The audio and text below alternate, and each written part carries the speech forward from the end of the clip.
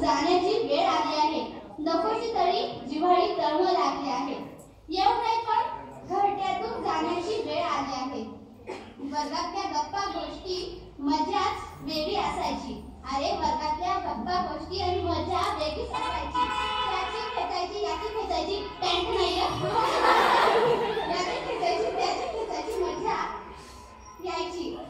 आज तासाला किती बडबड आमची असायची. खास करून माझ्या दोन प्रिय मैत्रिणी तेजल. वर्गात पाणी पाणी असो की बडबड असो की सरांना आम्ही सगळ्यात जास्त आमचे प्रिय निकम सर देवरे सर यांचं खूप डोकं खाल्लेलं आहे. 5वी 6वी ला 7वी ला खूप मजा केली आहे. सरांचं एवढं डोकं खाल्लं मोबाईल वरून. आता सर आम्हाला तो मोबाईल दिल्याशिवाय राहत नाही. आता थोडं जाते वर्गात शुद्ध गोष्टी दिल्लीला जात होत्या. घरामध्ये आम्ही राहायला लहान होतो पण आम्हाला पुण्या गावाची खबर माहित होती. दिल्लीची सुद्धा आम्ही प्रत्येक मंत्र्याला माहित होतो. आम्ही प्रत्येक जण विचारायचो कोणता मंत्री कोणत्या गावाचा आहे एवढं सांग. वेण्याने घालायचो तो भेटायचा छडीचा प्रसाद. वेण्याने घालायचो तो भेटायचा छडीचा प्रसाद. मैत्रिणींमध्ये उगाच कारण नसताना आम्ही घालायचो वादक. तरी आठवण आता सदैव आपली इथेच राहील. आयुष्याच्या वळणावर पुढे जाताना मागे डोळे भरून वाढील. मैत्रिणीच्या सानिध्यात हरवेल याची हळहळ लागली आहे. येऊ नये पण घरट्यातून जाण्याची वेळ आली आहे. नकोशी तरी जिव्हाळी तळमळ लागली आहे. येऊ नये पण घरट्यातून जाण्याची वेळ आली आहे.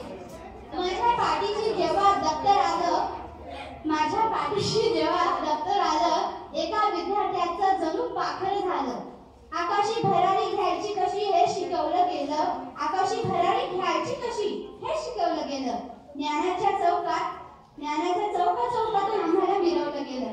ढगाची गाणी आणि पावसाची कविता म्हणू वाटते.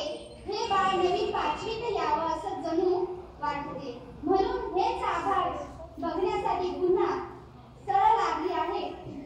येऊ नये पण घरट्यातून जाण्याची तर वेळच झाली आहे. नकोशी तरी जिव्हाळी तळमळ लागली आहे.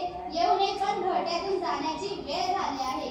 गणिताचे प्रश्न वहीत सोडवण्यासाठी कधीच नव्हे. आपल्या जिंदगीचे तोटे सोडवण्यासाठी यावे म्हणून होते.